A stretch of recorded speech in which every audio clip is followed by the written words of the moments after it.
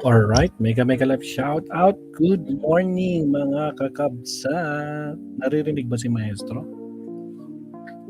Shout out sa mga kasama natin, si Maricris Hernandez, shout out from North Carolina. Pati si Arnold John Shapno, shout out kabsat. Si Joel QCJ, shout out kabsat. Seraforce family. Nandiyan din si Ryan Econese. Maestro, ano bang pag-uusapan natin ngayon? Naku po mga kakabsat, umiral na naman ang kaob-oban ni Robin Hood, mga kakabsat. Diyos ko po, Rudy. Ito, pag-usapan natin itong kaob-oban ni Robin Hood. My goodness. Ito nga mga kapsat, ito, share natin. Wah, ang tagal ah. Ayun. So, ayan na nga. Shoutout ulit. Ryan Iconese, magandang araw. Maestro Paul at sa lahat. Shoutout sa'yo, Kapsat Ryan Iconese. So, ito na nga mga kakapsat. Diyos ko Lord Rudy, Robin Hood. Hindi na nadala si Robin Hood. Ay, Diyos ko po, Rudy. Ano nang gagawin natin sa'yo, Robin Hood? Pinagtatawanan ka na ng karamihan. May mga pinagpo-post na naman siya mga kakabsat. Diyos ko Lord, alam niya kung ano yung pinagpo-post niya? Ay Diyos ko, magugulat tayo. Paano ba naman? Kabobohan na naman ang pumasok sa utak nito. Ito, pakita natin. Sabi niya dito mga kakabsat, actually nag-post siya 11 hours ago, so meaning kagabi. May post siya kagabi mga kabsat. Ito, sabi niya, war, gera, war, gera, digmaan, sa gitnang silangan, nagre-resulta ng terorismo sa iba't ibang parte ng mundo. Ang napipintong pagkadawit ng Pilipinas, at sa China-Taiwan conflict. Hindi po ba ito force majeure or force majeure? Tragis ka naman, Robin Hood.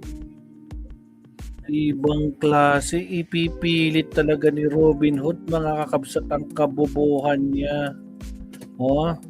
Madali lang naman. Actually, may post nga siya sa ChatGPT mga kakabsat.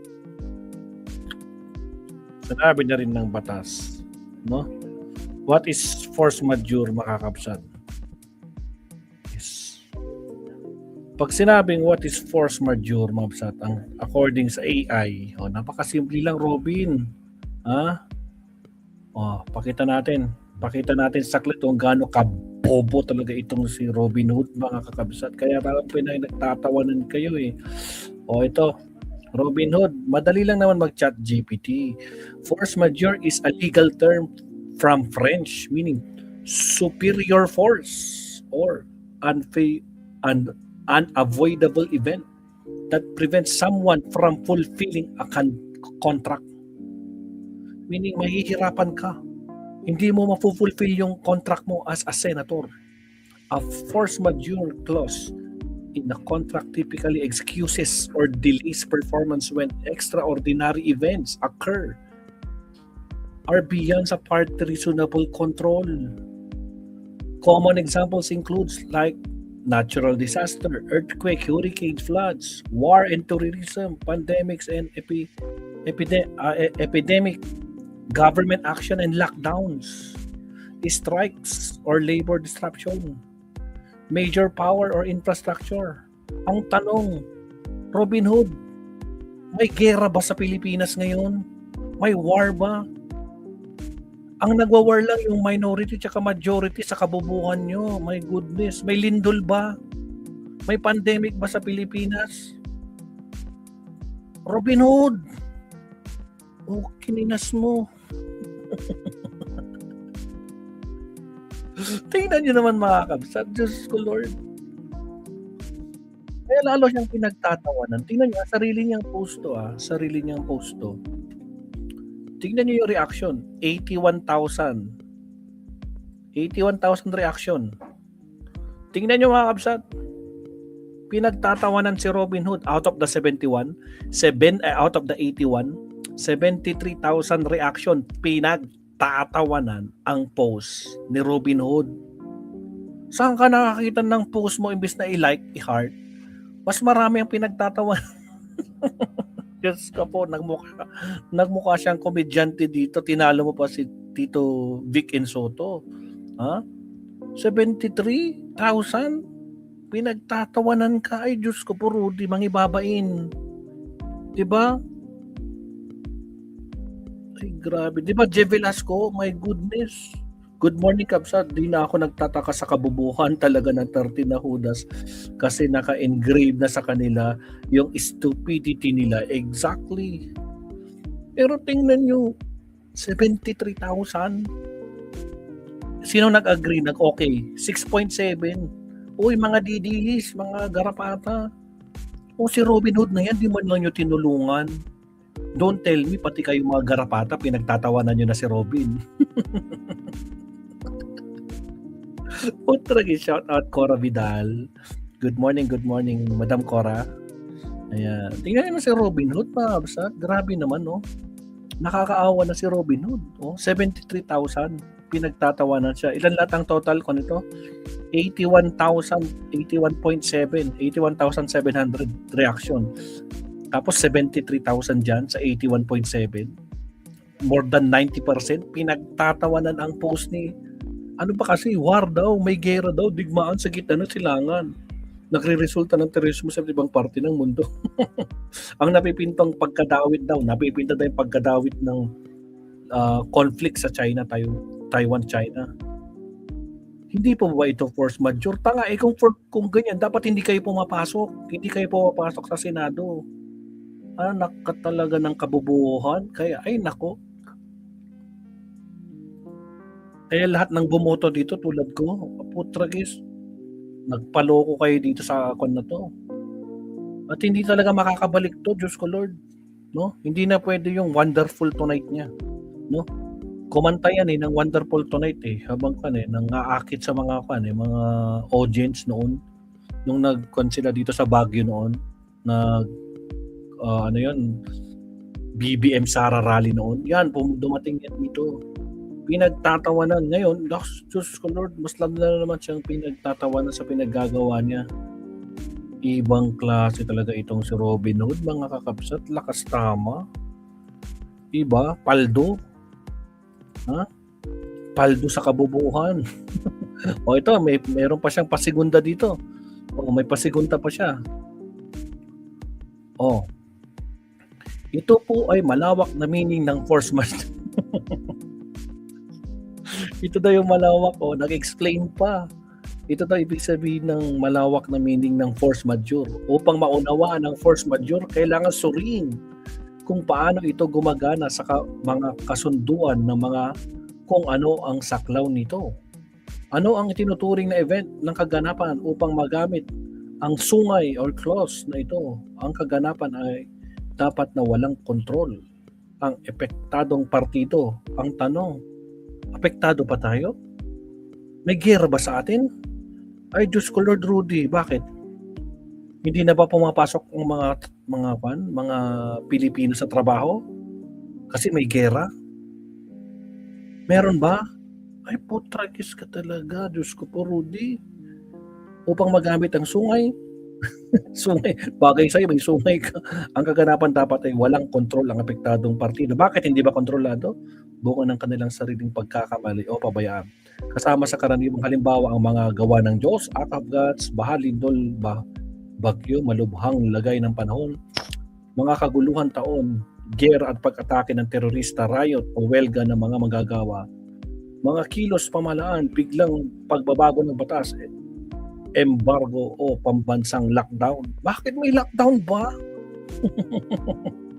At ayon sa padaigdig ang babala, parating na daw ang matinding La Nina. Patragis mga kakamsat. Parating na daw ang La Nina. Matinding El Nino. Putragis talaga mga kautata. Parating na daw yung parating na yung matinding La Nina, parating na yung matinding El Niños mula Hunyo, July daw, ay June to August 2026, yugto ng transition phase. Malaki ang posibilidad na magsimula ng El Nino at may resulta pagkatapos ng malaking El Nido ay Enso neutral sa tropical na Pasipiko. October 26, inaasahan na ramdam naman ang malubhang epekto ng magdudulot ng mababa na normal sa dami ng ulan. 49 na lalawigan. Putragis na. Ano, reporter na to? Putragis ka, nag-chat GPT to. Diyos ko Lord. Huling bahagi ng 2026, akap at mahaging 2027. Tinatayang aabot ng sukdulang phenomenon na ito. May seryosong banta na lumalala maging napakalakas. Matinding kaganapan ng El Niño. Akala ko ba active kayo sa dating majority? O di ba? O basahin natin yung mga comment. Putragis 60,000 ha. 60,000. Ilan ang tumatawa dito sa 60,000? Putragis 56,000 mga kakabsat. Out of the 60,000, 56,000 pinagtatawanan si Robin Hood. Ang sumuporta 4,000 lang. Diyos ko po, Rudy. Anak ka ng kamote. Ano yung mga sinasabi nila dito? Basahin nga natin yung mga comment nila dito. O Robin Hood, basa-basa tayo ha. Binoy na nga, bano pa. Ang akala mo, tinapay yun, idol. Hindi, pero hindi. Sabi naman ni Tokis, pinalawak ang pinaka-simpleng ibig sabihin ng force majeure. Isa lang ang ibig sabihin, hindi mo talaga alam ang meaning niyan. Dami mo pang paliwanag, bobotanga ka talaga. Kung kaming mga ordinaryong mamayan ay nagagawang magtrabaho at mag-aral kahit may El Niño, La Nina, baha, init, samot-saring crisis, kaya kayo sanang gampanan ang maayos responsibilidad nyo sa bayan. Isa na siguro ang pinakamababa naming hinihingi ay ang wag nyong kaming lokohin o gawing mangmang sa mga nangyayari. Lumaban po sana kayo ng patas, sir. Niluklok kayo ng sambayan ng Pilipino upang gawin ang tama at pagsilbihan ang taong bayan. Hindi upang gawing bulag at inutil ang mga mamayang habang harap-harapan ang kalokohan na ginagawa ng majority black. Sabi nga ni Quran, katotohanan inuutos ng Allah ang katarungan. Sarula Allah 1690, ang tunay na paglilingkod ang harangin nyo, sana manaig ang katarungan, katotohanan at tanggal ng pamumuno. Anak ng kamote. Chat GPT prompt. Gawan mo ng Facebook post tungkol sa force majeure. Samahan mo ng tungkol sa Diyos at gera. Gawing parang ako ang nagsulat. Thanks. Trangin. Idol Robin, may free version ang Chat GPT. Kahit yun muna try mo tanongin bago mo magsabi ng ganito, or better mag-subscribe ka ng premium na version. May budget ka naman siguro, walang halong politika ito para sana mas inform at pinag-isipan mo yung post mo. Suggestion ko lang naman. Ipilit mo po talaga para loko-loko maging katawa-tawa. Naku po talaga. Kita nyo yung mga comment nila, umaasa pa rin akong makumbinsi mo ko at bigyan mo ko ng rason na iboto ka next election kahit araw-araw ang mga rason na binibigay mo ay hindi ka iboto.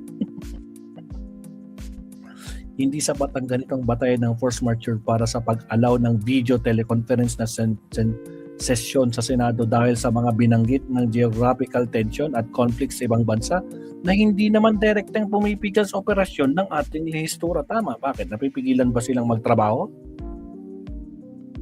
Paano ba naman kasi pinipilit kasi nila mga kakabsat? Gusto kasi nilang mag-vote. Anong magagawa natin? Tarantang-taranta na. 3 na lang silang maiiwan. Lahat silang may kaso. Yung 3 musketeers, Joel, kakasuhan na siya ngayon. Bukas lalabas yung warrant o kaya sa Lunes. Joel Villanueva next week. Chis Escudero. Tapos yung 2 magkapatid na Villar, may kaso din. Kasama yung nanay nila. So 5, di ba? 5 na yun. Isama mo pa si Bato, isama mo si Bongo sa ICC, warrant, isama mo pa si Marcoleta. Si Marcoleta, may kaso, plunder. Plunder ang kaso ni Marcoleta.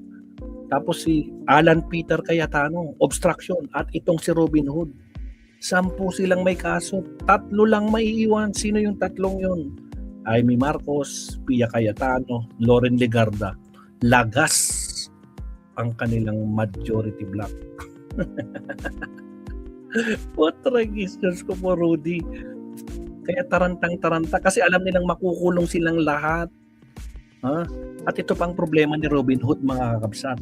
Kapag napatunayan na talagang nag-obstruct siya, hindi lang siya makukulong. Ha? Perpetual disqualification, matatanggal siya bilang senador at hindi na siya makakatakbo kahit barangay tanod.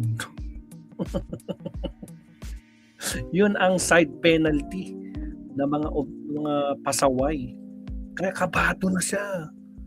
Naku po, biro, 3 lang maiiwan. Tapos yung minority, 11 solid versus 3. Ay, tapos ang maliligayang araw nila. Diyos ko po, Rudy, wala na. Ubus sila. Pero nyo, umiral na naman ang katangahan talaga nito ni Robin Hood. My goodness. Tapos bali-balita pa siya daw ang pero hindi pa naman lumalabas. Pero binabalita, pinagkakalat pa ng mga garapatang DDS. No? Siya daw ang magiging committee ng edukasyon. Ay, Diyos ko Lord. Chairman ng edukasyon, chairman ng Committee on Education. Ay, my goodness. Naku po, kung si Sarah wala nga nagawa, ito pa kaya? Ano to, joke? Kaya tingnan niyo yung mga post ni Robin Hood, pinagtatawanan siya. Grabe, no? Parang ito, 61,000, tapos 57,000, out of the 61,000, 57,000 doon, pinagtatawanan siya. The worst, yung post niya kahapon. Ito, 81,000. Tapos ilan? 81,000 ang respond, 74,000. Oh my goodness, 74,000 ang pinagtatawanan siya. Hindi ka ba nahihiya? Ay, sa bagay, makapal talaga mukha nito, mga kakabsat. Ganun talaga, makapal talaga mukha nito. Yan ang senador na talagang kapal mooks. Diba, DC Cartas, Diyos ko Lord Rudy. Kaya nakihinagpis si Manang Baba kasi daw inubos na silang 30. Yun lang. From 13 to 3 kasi goodbye 10. Tapos talaga. Di ba? Sabi din ni Ro, bobo is always a bobo. Ano pa bang aasahan natin, di ba? Wala na talaga, Mapsat. So, ayan lang, Mapsat. Yan lang naman yung ating pinaka-topic na pagdating dito kay Robin Hood, no? Umiral na naman yung kabubuhay niya, Mapsat, no? Kaya lalo siyang nagiging hindi na siya action star, nagiging comedy star na siya. Tatalunin niya na si Tito Sen, si Vic Soto, pati si Dolphy. Yung hari ng comedy. Ha? Yung hari. Isama mo na si Ai, Queen of Comedy. Tatalunin talaga niya yung mga batikang komedyante. Tatalunin nitong si Robin Hood. Ha? Diyos ko Lord, ilang batas na ba nagawa nito? Ha? Patapos na yung termino nito, ilang batas na kumpara sa mga ibang senador. Ay, Diyos ko Lord Rudy. Ay, gising-gising. Siya, next topic tayo. Alright, countdown muna tayo sa Diyos ko Lord Rudy. Countdown tayo.